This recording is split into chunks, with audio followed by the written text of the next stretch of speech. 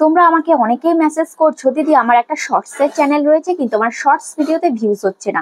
Views হচ্ছে কারোর 0 views হচ্ছে, কারোর বা 1 বা 2 এরকম ভিউজ হচ্ছে, আবার কারোর 1K 2K 3K 5K এইটুকুই হাইয়েস্ট ভিউজ হচ্ছে, এর বেশি আর হচ্ছে না। আজকে দেখা যাচ্ছে ভিডিওতে 1K ভিউজ হচ্ছে, পরের দিন দেখা যাচ্ছে ভিডিওতে 4টে ভিউজ আসলো, পরের দিন আবার 500টা ভিউজ আসলো, তারপরের দিন আবার 10টা ভিউজ আসলো। এরকম কিন্তু হতে থাকে যে প্রত্যেকটা ভিডিওতে 2K 5K 10K এরকম কিন্তু ভিউজ আসে না। আজকে একটা ভিডিওতে 1K আসলে কালকের ভিডিওতে আসে 5টা, পরের দিন 2K আসলে পরের দিন আসে 100টা, এইরকম করে ভিউজ আসছে। আবার কারোর 0 ভিউসেও কিন্তু থেমে থাকছে। এটা কেন হচ্ছে? কারণ আজকে তোমাদেরকে আমি কিছু কথা বলবো যেগুলো তোমরা তোমাদের চ্যানেলে করো না, বা তোমাদের চ্যানেলে করতে হবে, যে কথাগুলো আমি বলবো। একটা যদি শর্টসের চ্যানেল তোমার হয়ে থাকে তাহলে এই ভিডিওটা কিন্তু তোমার জন্য মোস্ট ইম্পর্টেন্ট একটা ভিডিও হতে চলেছে। কারণ কিছু টিপস বলবো, এই টিপস গুলো ফলো করে তুমি যদি তোমার শর্টস চ্যানেলকে চালাও তাহলে কিন্তু অবশ্যই তোমার শর্টস চ্যানেলটা গ্রো করবে, শর্টস ভিডিওতে ভিউজ আসবে। একটা শর্টস চ্যানেলে তোমাকে কিভাবে কাজ করতে হবে, সবার প্রথমে বলি, যাদের ভিডিওতে 0 ভিউজ আসছে, 0 ভিউজের প্রবলেম রয়েছে, তো সবার প্রথমে তোমাদের চ্যানেলটাকে সেটিংস করতে হবে। ঠিক আছে, চ্যানেলের সমস্ত সেটিংস গুলো তোমাকে ওকে করতে হবে। তুমি যদি তোমার চ্যানেলের সেটিংস গুলো না করতে পারো, চ্যানেল কাস্টমাইজ, চ্যানেল এসইও এগুলো সঠিকভাবে যদি করতে না পারো, আমরা সেটা করে দিয়ে থাকি। তো তোমরা কিন্তু আমাদের কাছে আসতে পারো, সরাসরি আমাদের সাথে দেখা করতে পারো, এবং যাদের বাড়ি অনেকটাই দূরে আমাদের কাছে আসা সম্ভব নয়, আমরা ভিডিও কলের মাধ্যমে কিন্তু প্রবলেম সলভ করে থাকি। এর জন্য কিন্তু অবশ্যই চার্জ নিয়ে থাকি। তো এই যে হোয়াটসঅ্যাপ নাম্বার দেখতে পাচ্ছ মোবাইল স্ক্রিনে, এই নাম্বারে তোমরা মেসেজ করবে, কেউ কিন্তু ধরেই কল করবে না। যদি তোমাদের সমস্যা শুনে মনে হয় যে হ্যাঁ তোমাদের সাথে কলে কথা বলা দরকার, তাহলে কিন্তু আমরা নিজেরাই কল করে নেব। তো চলো ভিডিওটা শুরু করা যাক। তো সবার প্রথমেই আমি বললাম যে চ্যানেলের সেটিংসটা সবার প্রথমে করতে হবে, কারণ তুমি যেই চ্যানেলে কাজ করবে সেই ভিতটাকে আগে শক্ত করতে হবে। ঠিক আছে, ভিতটাকে আগে একদম পুরো প্রপার করে নিতে হবে, তারপরে কিন্তু তোকে ভিডিও আপলোড করতে হবে। ঠিক আছে, বোঝা গেছে? এবার চ্যানেল তো তুমি মোটামুটি তুমি ঠিক করে নিয়েছো, এবার চ্যানেলে কিভাবে কাজ করতে হবে। তো একটা শর্টস ভিডিও, তোমরা জানো যে শর্টস ভিডিও 15 সেকেন্ডের হয়, শর্টস ভিডিও 59 সেকেন্ডের মধ্যে হয়। তো তুমি যদি একটা শর্টস ভিডিও করো তাহলে তোমার ভিডিওর লেন্থটা তুমি কত রাখবে, এটা হচ্ছে মেন কথা। যে ভিডিও তো তুমি তৈরি করছো, সবাই ভিডিও তৈরি করছে, ঠিক আছে, কিন্তু ভিডিওর লেন্থটা কত রাখলে তোমার ভিডিওটা ভাইরাল হতে পারে, কত রাখলে তোমার ভিডিওটা ইউটিউব রেকমেন্ড করতে পারে, কত রাখলে তোমার ভিডিওটা ইউটিউব শর্ট ফিডে পাঠাতে পারে। দেখো, ভিডিও কিন্তু 3 রকমের হয়, শর্টস ভিডিও কিন্তু 3 রকমের হয়। একটা হচ্ছে শর্টস লেন্থের, একটা হচ্ছে মিডিয়াম লেন্থের, আরেকটা কিন্তু হাই লেন্থের হচ্ছে ভিডিও হয়। তো এবার তোমাকে বুঝতে হবে যে তোমার ভিডিওটা কোন লেন্থের হতে চলেছে, কি শর্টস লেন্থের করতে চাইছো, কি মিডিয়াম লেন্থের করতে চাইছো, নাকি হাই লেন্থের করতে চাইছো। তো যদি তুমি ভাবো যে তোমার ভিডিওটা তুমি শর্ট লেন্থের করবে, তাহলে তোমার ভিডিও লেন্থ রাখতে হবে 7 সেকেন্ড থেকে 15 সেকেন্ডের মধ্যে। বুঝতে পেরেছো? 7 সেকেন্ড থেকে 15 সেকেন্ডের মধ্যে তোমার ভিডিও লেন্থ রাখতে হবে। আর তোমার ভিডিও যদি ধরো তুমি শর্টস লেন্থের ভিডিও তুমি করবে ভাবছো, কিন্তু তোমার ভিডিও লেন্থ হয়ে যাচ্ছে 16 সেকেন্ড বা 17 সেকেন্ড বা 18 সেকেন্ড, এরকম করলে কিন্তু হবে না। ঠিক আছে, 7 সেকেন্ড থেকে 15 সেকেন্ডের মধ্যে রাখবে, তাহলেই কিন্তু ইউটিউব বুঝবে এটা হচ্ছে শর্ট লেন্থের শর্ট ভিডিও। তবেই কিন্তু সেই ভিডিওটাকে ইউটিউব দ্রুত কিন্তু শর্ট ফিডে দেবে, ইউটিউব কিন্তু নিজের দ্বারা নিজে রিকমেন্ড করবে। ঠিক আছে, তারপরে তুমি যদি ভাবো যে তুমি মিডিয়াম লেন্থের ভিডিও করবে, ধরো তুমি একটা ভিডিও বানিয়েছো, তো সেটা 15 মিনিটে অ্যাডজাস্ট হচ্ছে না, তোমার আরেকটু লেন্থ তোমার বেশি বাড়াতে হবে, তাহলে তুমি করতে পারো 30 সেকেন্ড থেকে 40 সেকেন্ডের মধ্যে। ঠিক আছে, এমনটা নয় যে 20 সেকেন্ড করলে 25 সেকেন্ড করলে, এমনটা নয়, 30 থেকে 40 সেকেন্ডের মধ্যে তোমাকে করতে হবে। ঠিক আছে, তারপরে তুমি যদি ভাবো তুমি হাই লেন্থের ভিডিও করবে, তাহলে তোমাকে 50 থেকে 60 সেকেন্ডের মধ্যে করতে হবে, মানে 59 সেকেন্ডের মধ্যে তোমাকে করতে হবে ভিডিওটা, তাহলে কিন্তু তোমার ভিডিওটা সঠিক হবে, তোমার ভিডিওটা কিন্তু ইউটিউব শর্ট ফিডে দেবে। আশা করি বুঝতে পেরেছো। এভাবে যদি কাজ করো, দেখবে তুমি এভাবে কাজ করে দেখো, তোমার শর্টস ভিডিও কিন্তু ভাইরাল হবে। তোমরা কিন্তু লেন্থের দিকে তাকাও না, এই জিনিসটা কিন্তু তোমরা ফলো করো না, এই কথাটা হয়তো তোমাদেরকে কেউ বলেও নিয়ে এর আগে। তো তোমরা যদি এটা ফলো করে কাজ করো, তাহলে কিন্তু অবশ্যই তোমাদের শর্টস ভিডিওকে তোমরা ভাইরাল করতে পারবে। এরকম ভাবে তুমি 1 মাস ভিডিও দিয়ে দেখো, অবশ্যই তোমার ভিডিওতে কিন্তু ভিউজ আসবে। তারপরে সেকেন্ডটা যেটা বলছি, তোমার ভিডিও লেন্থ তো হয়ে গেল, এবার ভিডিওটার অডিয়েন্স রিটেনশনটা তোমাকে দেখতে হবে, যে অডিয়েন্স রিটেনশনটা কেমন আসছে। তোমার ভিডিওর অডিয়েন্স রিটেনশন যদি ভালো আসে তাহলেই কিন্তু তোমার ভিডিওটা মানুষ দেখবে। এবার অডিয়েন্স রিটেনশনটা তুমি ঠিক করবে কি করে? তোমরা অনেকেই বলো যে দিদি আমার অডিয়েন্স রিটেনশনটা একদম খারাপ আসছে, অডিয়েন্স রিটেনশনটা একদম ডাউন দিয়ে দিচ্ছে, তাহলে আমি কি করব?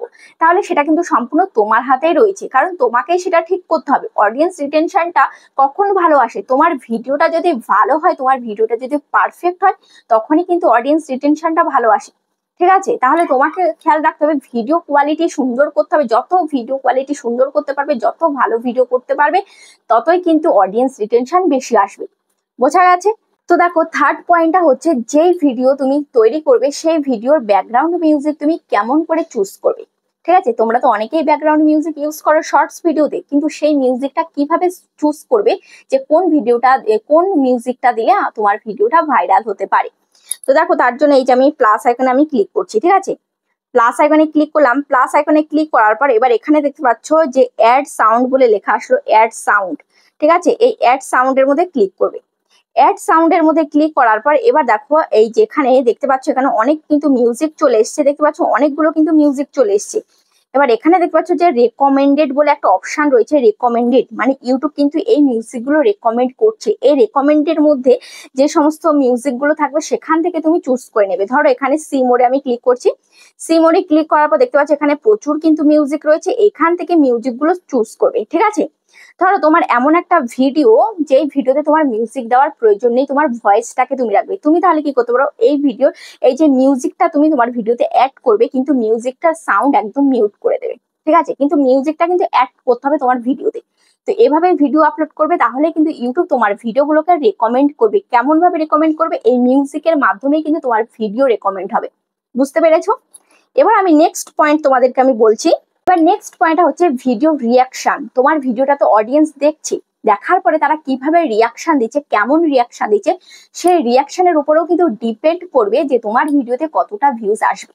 ঠিক আছে, তো দেখো এখানে আমি অনেকগুলো শর্টস ভিডিও এখানে আমি ওপেন করে নিয়েছি। দেখতে পাচ্ছ এই চ্যানেলে প্রচুর শর্টস ভিডিও কিন্তু আপলোড করা হয়, কিন্তু ভিউজটা দেখো, এই যে এটা 7টা ভিউজ হয়েছে, এটা 148টা ভিউজ হয়েছে, এটা 120টা ভিউজ হয়েছে, এটা 506টা ভিউজ হয়েছে। তো এই ভিউজ গুলো এক একটা এক এক রকম হয়েছে। এটার কারণ কি? দেখো, এটাই হচ্ছে দুদিন আগে এটা 7 ভিউজ হয়েছে। ঠিক আছে, এবার এই ভিডিওটার মধ্যে আমি ক্লিক করছি যে এটা এত কম ভিউজ কেন হয়েছে। কম ভিউজ হয়েছে, দেখো এই ভিডিওটা কত নাম্বার র্যাঙ্ক করেছে। ভিডিওটা কিন্তু র্যাঙ্ক করেছে 10 নাম্বার, ভিউজ হয়েছে 7, ডাউন দিয়ে দিয়েছে।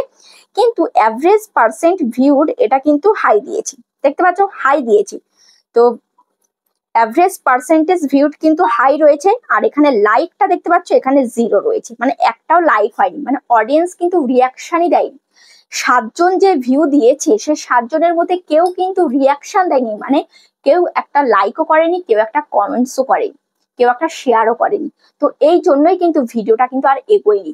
বুঝতে পেরেছো? ইমপ্রেশন ক্লিক টু রেট ভালো হওয়ার কারণেও কিন্তু এই ভিডিওটা কিন্তু চলেনি। তোমরা অনেকেই বলো দিদি আমার ইমপ্রেশন ক্লিক টু রেট মানে আমার অ্যাভারেজ ভিউ ডিউরেশন কিন্তু অনেকটাই রয়েছে, হাই রয়েছে, কিন্তু তারপরেও আমার ভিউজটা কেন বাড়ছে না?